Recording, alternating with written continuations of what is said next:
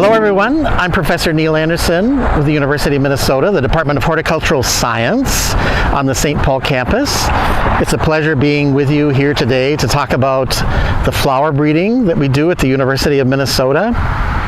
So our program started back in 1926 officially, although flower breeding and floriculture has existed in the Department of Horticultural Science since 1888.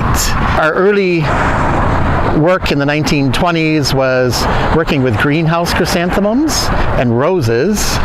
And then in the 1930s, we shifted to breeding garden chrysanthemums, something that would be hardy in Minnesota, especially up here in Grand Rapids and USDA Zone 3, as well as flowering before a killing frost. So in the first few years, we didn't have very much luck with that because we were taking the greenhouse chrysanthemums and transitioning them to the garden. So we had to breed and select and cross with wild species from Korea and Japan to get some that would be winter hardy first off and survive the winter, but then also flower before a killing frost in the fall.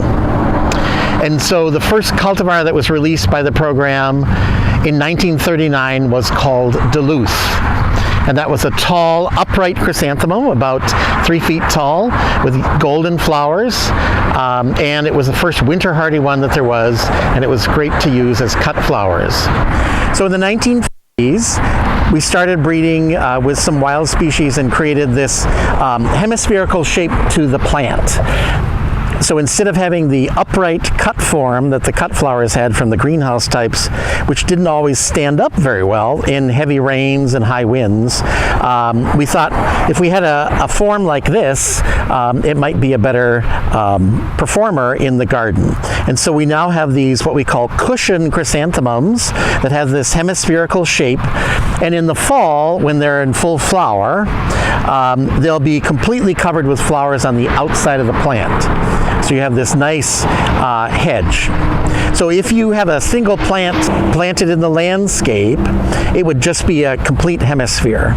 If you plant them close together, these are 18 inches apart, so 1.5 feet apart, then they can form a hedge like this. So if you want a border of color in your garden in the fall that's a nice hedge that's blooming, which would be the only thing blooming in the fall, then you can plant them closer together, 18 inches apart. In the 1950s, through the 1970s, we had a new series that had this cushion habit that's called the Min series, M-I-N-N. And that's named, of course, after the state of Minnesota. And then there's just a color after them. So there's Min White, Min Ruby, Min Pink, all kinds of colors like that, Min Gopher, etc. And so those are still on the market. You can ask for them at various specific retailers that will have them. And more recently, in the past 10 years, we released a larger shrub habit that's known as the Mammoth series. So there's like Mammoth Red Daisy, Mammoth White Daisy, Mammoth Yellow Quill, etc. Anything that has the word mammoth in front of it, which is a trademark, you'll know that it's a large shrub habit of chrysanthemum.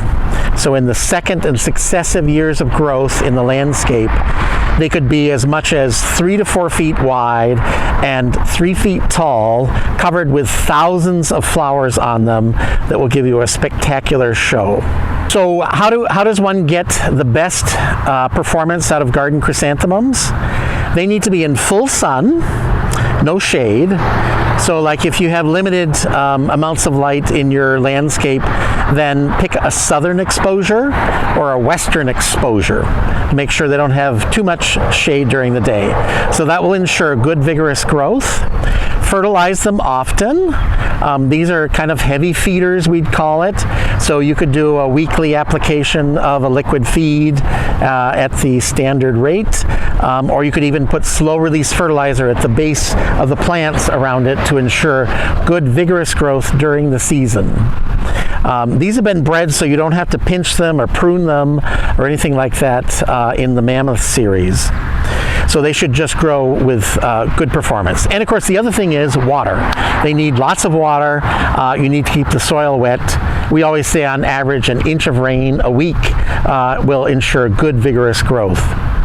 And if you want to ensure that you maintain good soil moisture, you can always mulch the surface of the soil. So in our trials here for the breeding program, we give them the roughest test. We don't mulch them.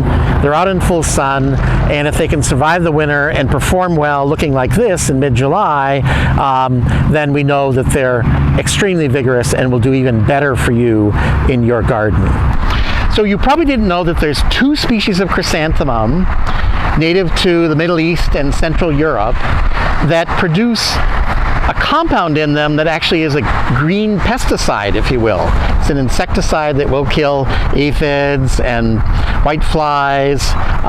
It also has been discovered that it will kill things like cockroaches and bed bugs and deer ticks, of all things. So you've probably been to REI and purchased either little spray bottles of pyrethrin or maybe even clothing that's impregnated with it to ward off deer ticks. That's derived out of 2 species of chrysanthemum, and this is one of them here. So there's Chrysanthemum coccineum that has nice colored flowers, and then there's Chrysanthemum cinerarifolium that has white daisy flowers. These are produced in Tasmania and Tanzania predominantly, and the chemical is in the flower itself, in the little florets that are in here. There's little hairs on top of them called trichomes that have high concentrations of this pyrethrin compounds. And so that gets extracted out of the flowers, and then it's just a natural green pesticide that can be used to ward off insects. So we use it in greenhouses on crops.